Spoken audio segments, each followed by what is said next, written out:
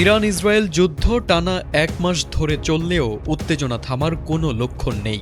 প্রতিনিয়ত হামলা ও পাল্টা হামলায় ধ্বংস হচ্ছে দুই দেশের গুরুত্বপূর্ণ স্থাপনা। ইরান স্পষ্টভাবে জানিয়ে দিয়েছে তারা কোনো অবস্থাতেই এক চুল পরিমাণও ছাড় দেবে না। মার্কিন প্রেসিডেন্ট ডোনাল্ড ট্রাম্প শান্তি চুক্তির প্রস্তাব দিলেও তেহরান সেই প্রস্তাব সরাসরি প্রত্যাখ্যান করেছে। এরই মধ্যে বিশ্বজুড়ে বাড়ছে সামরিক প্রস্তুতি। একে একে যখন সবাই যুদ্ধের প্রস্তুতি নিচ্ছে, তখন সেই তালিকায় যুক্ত হল জাপান। এবার প্রথমবারের মতো দূরপাল্লার ক্ষেপণাস্ত্র মোতায়েন করল দেশটি।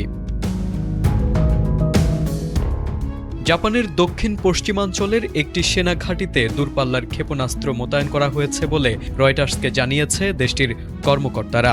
সামরিক সক্ষমতা বাড়ানোর অংশ হিসেবে টোকিও এই পদক্ষেপ নিয়েছে। মোতায়েন করা ক্ষেপণাস্ত্রটি হল উন্নত টাইপ ১২ ভূমি থেকে জাহাজে নিক্ষেপযোগ্য ক্ষেপণাস্ত্র, যা তৈরি করেছে মিৎসুবিশি হেভি ইন্ডাস্ট্রিজ। জানা গেছে এটি কুমামোটো প্রিফেকচারের ক্যাম্প কেনগুন সেনা ঘাঁটিতে স্থাপন করা হয়েছে, যা জাপানের প্রতিরক্ষা ব্যবস্থায় বড় ধরনের পরিবর্তনের ইঙ্গিত দিচ্ছে। জাপানের প্রতিরক্ষামন্ত্রী শিনজেরো কোইজোমি সংবাদ মাধ্যম রয়টার্সকে বলেছেন, দ্বিতীয় বিশ্বযুদ্ধের পর দেশটি এখন সবচেয়ে জটিল নিরাপত্তা পরিস্থিতির সম্মুখীন। তার মতে, দেশের প্রতিরোধ এবং দ্রুত প্রতিক্রিয়ার সক্ষমতা বাড়াতে এই ক্ষেপণাস্ত্র মোতায়েন অত্যন্ত গুরুত্বপূর্ণ।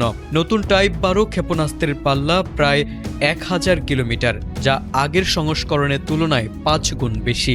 এর ফলে এটি এখন অনেক দূরের লক্ষ্যবস্তুতেও আঘাত হানতে সক্ষম, যা জাপানের দীর্ঘদিনের আত্মরক্ষামূলক নীতির বাইরে নতুন কৌশলগত বার্তা দিচ্ছে।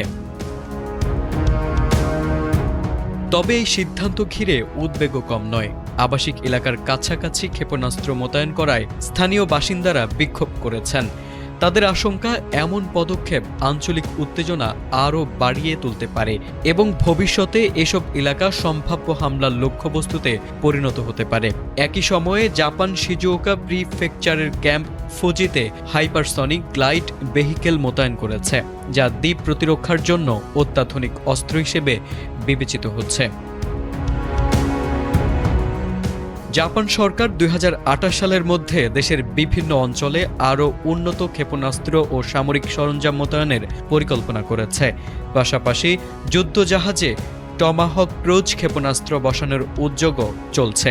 চীনকে প্রধান নিরাপত্তা হুমকি হিসেবে বিবেচনা করে জাপান তার প্রতিরক্ষা বাজেটও রেকর্ড পরিমাণ বাড়িয়েছে।